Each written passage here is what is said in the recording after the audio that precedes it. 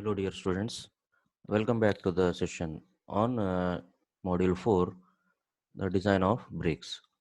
So, in this, we have completed the simple band break in the previous sessions.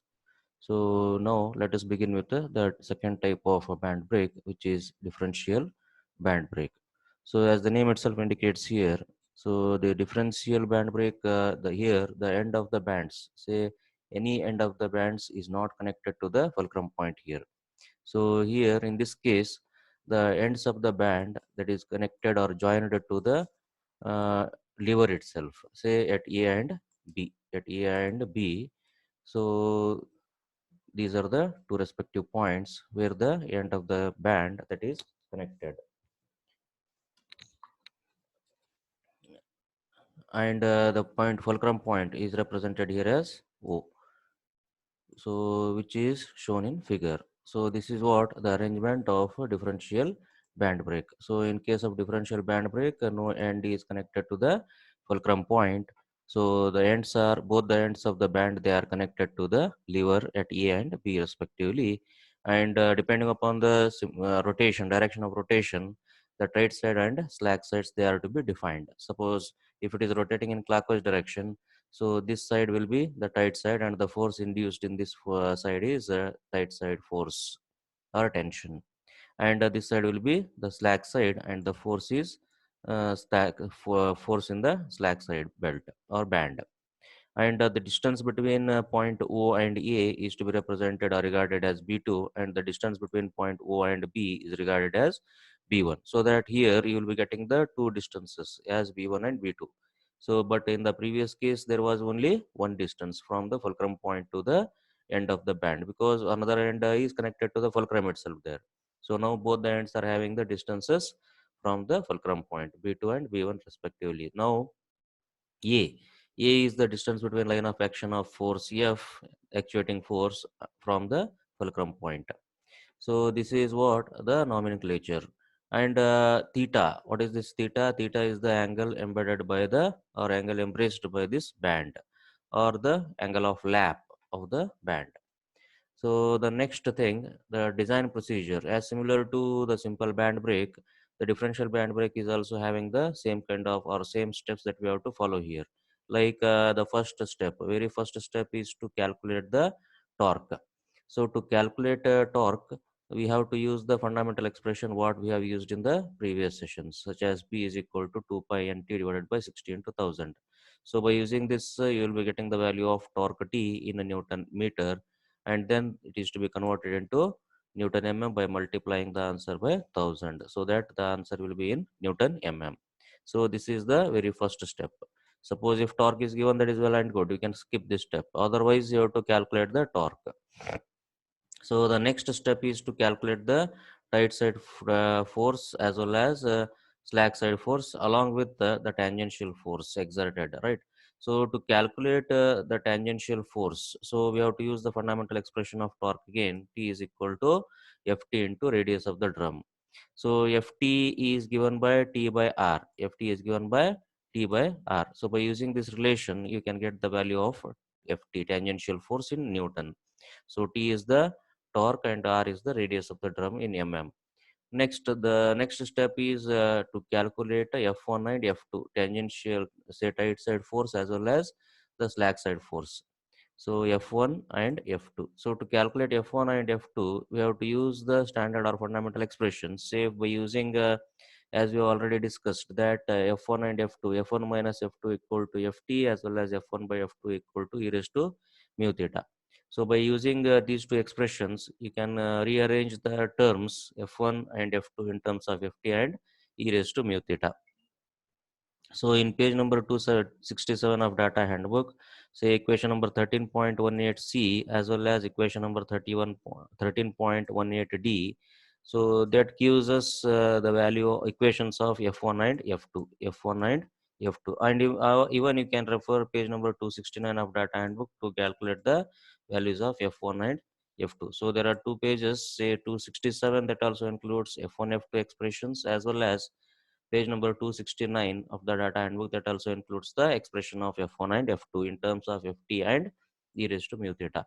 So what is F1? F1 is given by Ft in 2 e raised to mu theta divided by e raised to mu theta minus 1. So the answer what you get in newtons. And F2 is given by Ft divided by e raised to mu theta minus 1. So this is also expressed in terms of newtons. So these two equations are available in equation number 13.18c and 13.18d of data handbook page number 267. So once you get these values, uh, so the next step that is to calculate operating force or the actuating force. So before that, there are something that is to be noted here, such as the theta. Theta is nothing but the angle of contact that we know, angle of contact or angle of lap of the band. So theta, it is usually expressed or given in terms of degrees. So but it is to be converted into radians. So to convert this theta into radians, the value is to be multiplied by pi divided by 180. So degree is to be converted into radians by multiplying pi constant divided by 180 degrees. So that degree gets cancelled here. So what remains in terms of radians, the answer that we get. And also the mu value is coefficient of friction between the band and the pulley surface. So this will be given. If it is not given, so we have to refer the table from the data handbook and we have to get the value of mu. Next, there is an important note, as we have already solved one problem on V belt or V band, where the pulley, in this particular case what we have assumed, that is a flat surface, but in some of the cases what happens, the pulley is made of is having a groove, V groove, so that the band which is used is having a trapezoidal cross section, so what we say V cross section. So by using, particularly if this is the case, in that situation we have to rearrange the equation. That is, mu is to be replaced by mu by sine alpha. So the value of mu is to be replaced by, or the term is mu is to be replaced by mu divided by sine alpha. Additional term of 1 divided by sine alpha is to be multiplied to the mu, so that the equation is resulting in this particular form, that is f1 by f2 is equal to e raised to mu theta divided by sine of alpha. What is alpha? Alpha is semi-groove angle, semi-groove angle or semi-angle of V-groove, semi-angle of V-groove. So this is what it is written here, which is in terms of degrees. So that is with respect to sine of alpha.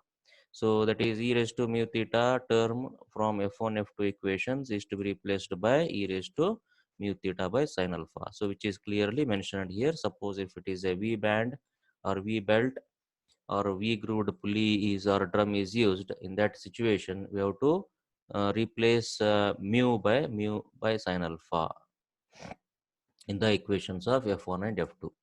So the next step is to calculate the actuating force or operating force.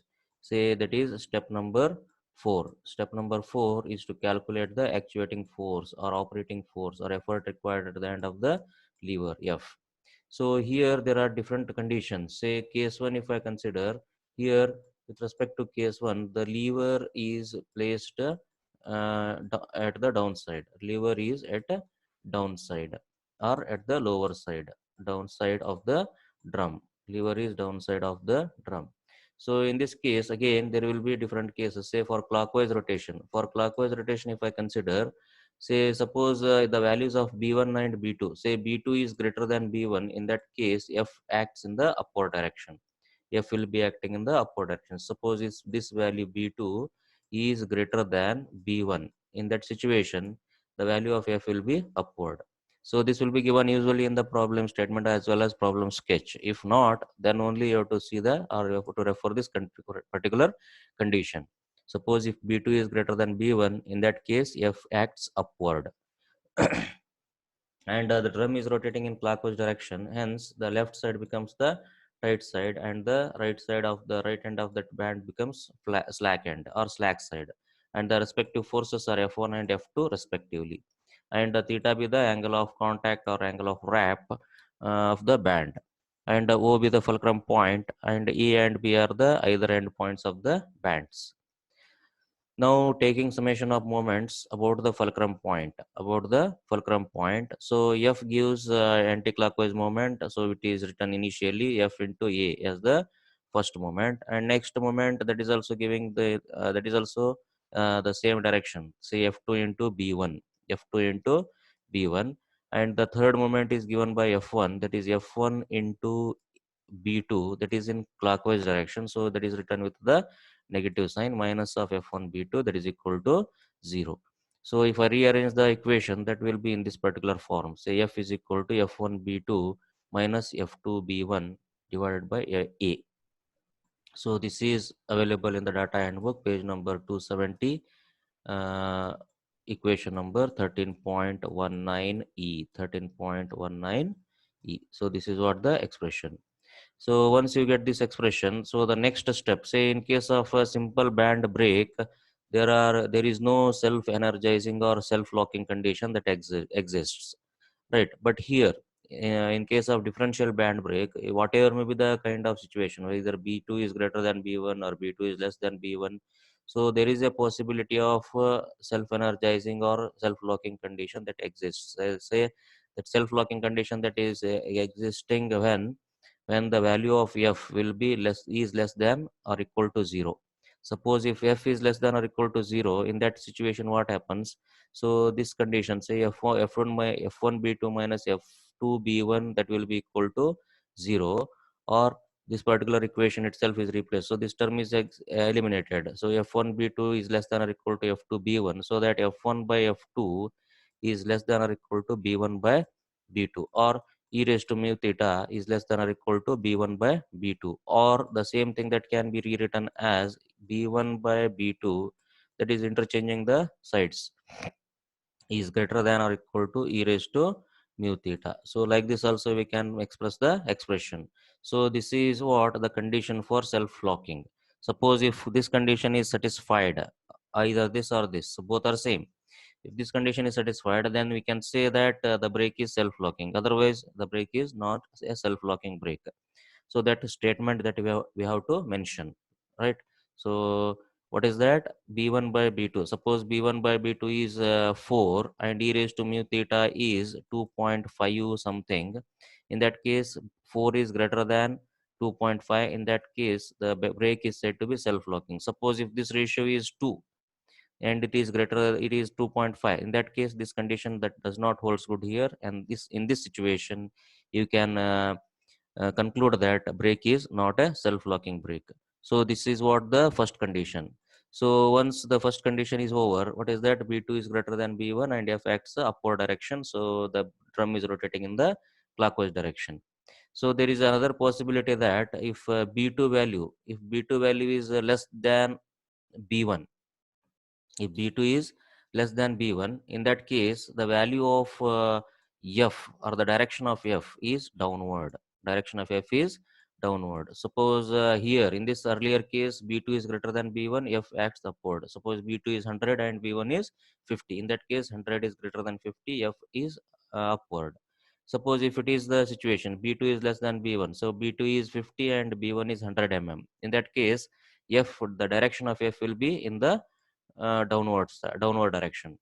So with respect to this case, it is rotating again in clockwise direction, and f1 is left side and f2 will be f2 that acts in at the right side.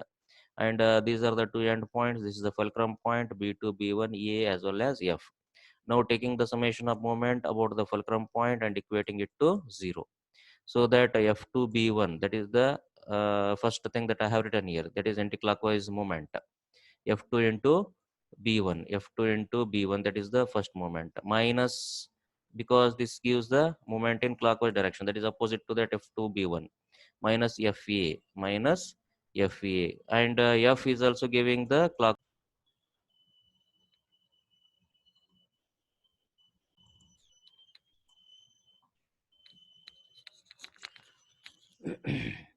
F b2 is less than b1 and f acts in the downward direction. So in that situation, so what happens, the direction of f is in the downward direction. So again, taking moment about the fulcrum point, what happens? F2 B1 minus FA minus F1 B2, and after simplification, the expression for F that is written here. That is F2 B1, F2 B1, FA minus FA is taken to the other side. So F2 B1 minus F1 B2 divided by A.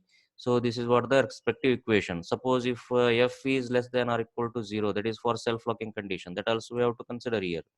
Say f is less than or equal to 0. In that situation, so a is also resulting to a 0 value itself. So f2 b1 is less than or equal to f1 b2, and f1 by f2 is greater than or equal to b1 by b2, so which is rearranged, or say f2 by f1 is less than or equal to b2 by b1, or f2 by f1, f1 by f2, interchanging the denominator and numerators, f1 by f2 is greater than or equal to b1 by b2, so that the next equation, that is e raised to mu theta, is greater than or equal to b1 by b2. So this is what the condition for the self locking.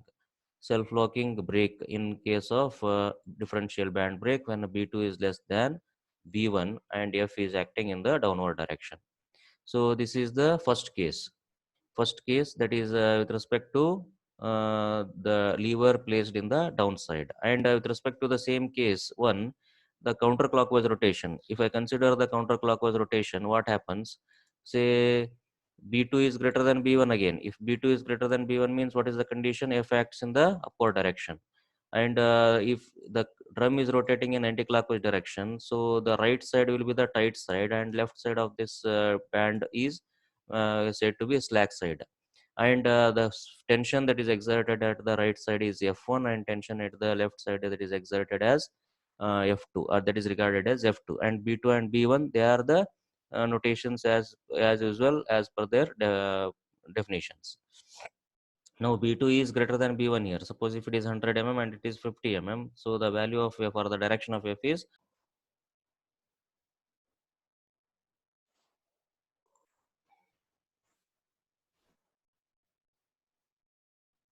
if B2 is greater than B1, F is acting in the upward direction, that we have already discussed. Now taking summation of moment at about fulcrum point, so that again we will be getting an equation here like F earlier, what we have discussed. Say F gives anticlockwise moment F into A plus F1 into B1. So this also gives the same direction of moment F1 into B1, and F2 B2 is the moment, that is clockwise moment, that is minus of f2 b2 or equal to f2 b2. So this is what the expression. So once you get this expression, take the f equation. So f is equal to f2 b2 minus f1 b1 divided by a. So this is available in data handbook as equation number 13.19 f. So better you have to use the fundamental expressions like this itself, taking moment about the fulcrum point, so that you can formulate an expression for f. And again for self-locking condition, f should be less than or equal to 0. So in this situation what happens? F2 b2 is less than or equal to f1 b1, and again what you get, f2 by f1 is less than or equal to b2 b1 by b2 if I rearrange the terms, and again interchange the terms such as f1 by f2, that is greater than or equal to b2 by b1. So rearranging the or cross multiplying the terms, and f1 by f2 is nothing but e raised to mu theta. F1 by f2 is nothing but e raised to mu theta. So this you have to remember, which is greater than or equal to b2 by b1. So if this condition is satisfied, then we can say that the brake is a self-locking brake. So this is about the counterclockwise rotation. Counterclockwise rotation when b2 is greater than b1.